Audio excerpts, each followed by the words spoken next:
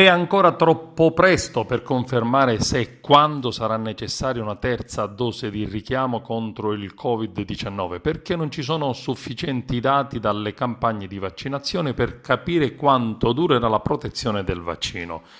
Lo ha riferito il responsabile della strategia sui vaccini dell'Agenzia Europea del Farmaco, Marco Cavaleri, durante una conferenza stampa. L'EMA attende aggiornamenti sulla diffusione delle varianti e sta valutando la richiesta di estendere l'uso del vaccino sviluppato da Moderna ai giovani di età compresa tra i 12 e i 17 anni. E intanto anche in Italia è iniziata la discussione sull'obbligatorietà del Green Pass. Spunta l'ipotesi del governo di estendere l'obbligo del certificato verde su treni e aerei di lunga durata, una situazione complicata da gestire, tanto da indurre il governo a rivolgersi alla consueta cabina di regia.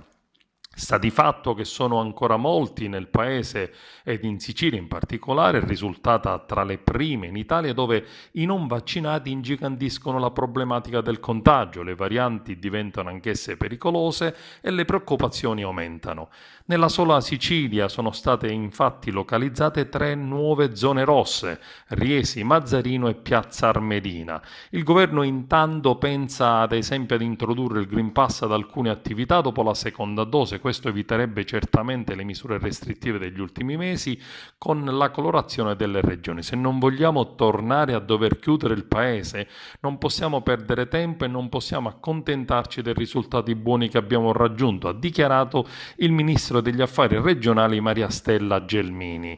Sarà un tavolo tecnico previsto già lunedì della prossima settimana, valutati i dati del contagio ancora oggi in salita, a dare l'orientamento alla cabina di regia con il premier Mario Draghi. L'idea è che il certificato verde serva per spettacoli, cinema, concerti ed anche per palestre e piscine, in generale per tutte le concentrazioni di persone al chiuso e all'aperto. Le discoteche ancora attendono una data dall'esecutivo per la riapertura, forse si introdurrà un QR code.